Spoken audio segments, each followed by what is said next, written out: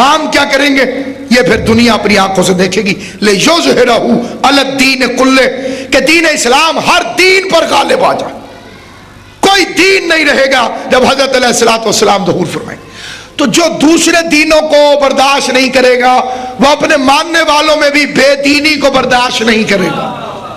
18 سال کا وہ بچہ جو شریعت سے ناواقف ہوگا امام اسے قتل کر دیں گے اپنے ہاتھوں سے کہ جب تجھے شریعت کے اصول اور شریعت کے، کیونکہ امام علیہ السلام خدا کے دین کو نافذ کرنے کے لیے تشریف لائیں گے. خدا کا وہ دین جو ہمیشہ ہمیشہ، آپ پوری تاریخ پڑھ لیجئے، یتیموں کی طرح زندگی بسر کرتا رہا ہے، وہ پوری دنیا پر اس انداز سے نافذ ہو جائے گا کہ جس طرح سے اسے نافذ ہونے کا حق ہے.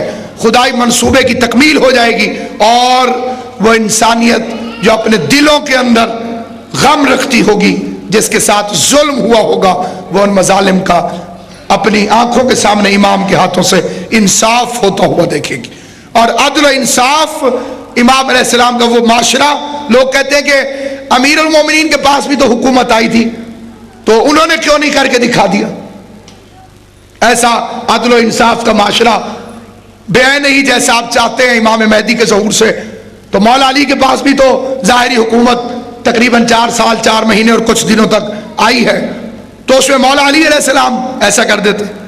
دیکھیے ایک شریف حکمران کے بعد آنے والے حکمران کا معاشرے کے اندر عدل و انصاف قائم کرنا آسان ہے. ایک کرپشن والا معاشرہ جس کے اندر کرپشن ہی کرپشن ہو، اس کے بعد اگر کوئی اقتدار سنبھالے تو اسے خرابیاں دور کرنے میں ٹائم لگتا ہے. اگر رسول کے بعد براہ راست مولا علی کی حکومت ہوتی تو مولا علی وہ عدل و انصاف اسی طرح سے قائم و دائم کر کے دکھاتے. لیکن یہ جو گیپ ڈال دیا پبلک کے ووٹوں نے اور رسول کے علم والے ممبر پر جاہلوں کو تصرف دے دیا، اس 3 دوروں کی خرابیوں کو دور کرنے کے لیے امیر المومنین جب اقتدار پہ آتے ہیں ظاہری اقتدار پر، تو پہلا فکرہ یہ فرماتے ہیں جب دنیا نے اعتراض کیا، یا امیر المومنین کیا یہ وہی حکومت ہے جسے آپ اپنی جوتی سے کم تر کہتے تھے؟ کیا یہ وہی حکومت ہے جو بکری کی ناک سے بہنے والی خلافت سے بدتر تھی؟ تو پھر قبول کیوں کیا؟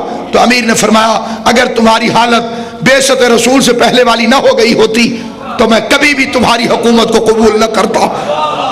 تم پہلے کی طرح ہو گئے تھے. یہ فکرہ امیر کائنات کا کہ تم پہلے کی طرح ہو گئے تھے رہتی دنیا تک امیر المومنین کے اس دور. اور یہی اعتراضات ہیں جس سے ہمارے نوجوان پریشان بھی ہوتے ہیں کہ صاحب دوسرے دور میں تراویح کی نماز شروع کرا دی گئی تھی حکومت کے زور پر، اگر آپ کہتے ہیں تو مولا علی نے حکومت کے زور پہ بند کیوں نہیں کرا دی؟ انہوں نے ایک آرڈیننس کے ذریعے جاری کر دیا، امیر آ کے اسے ختم کر دیتے. امیر نے ختم کیا. لوگوں نے آ کے کہا مولا پہلے 2 دوروں میں ہم پڑھتے رہے اور وہ حافظ نہیں تھے، انہوں نے بندے مقرر کیے تھے پڑھانے کے لیے. آپ تو ماشاءاللہ حافظ بھی ہیں، آپ خود پڑھائیں گے یا کسی اور کو زحمت دیں گے؟ امیر نے فرمایا قرآن میں حکم نہیں، رسول کی سیرت نہیں، اور میں کسی بدعت کو اسلام میں داخل نہیں ہونے دوں گا.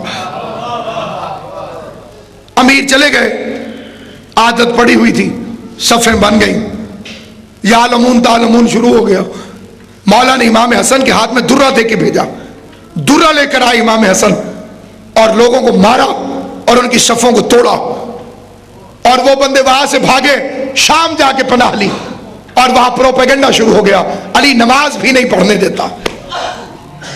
اس پروپیگنڈے کے پیچھے کہ امیر نماز نہیں پڑھتے، یہ واقعہ تھا جس کی بنیاد پر شام کے بچے کے ذہن میں ڈال دیا گیا تھا علی نماز نہیں پڑھتا، علی مسجد میں نہیں جانے دیتا. اسی لیے میرے مولا نے مرحب کو قتل کر کے نہیں کہا کہ میں کامیاب ہو گیا، سجدے میں شہید ہو کے کہا فزتو برب الکعبہ، تیرے پروپیگنڈے میں پانی پھر گیا. اب تیرا شامی ہر کوئی کہے گا علی سجدے کی حالت میں شہید ہوا ہے. اب سب کو یہ فکرہ کہنا پڑے گا کہ علی حالت سجدہ میں شہید ہو گیا. تو شامی دم خود رہ گئے کہ کیا علی بھی نماز پڑھتا تھا؟ کیا علی بھی نماز پڑھتا تھا؟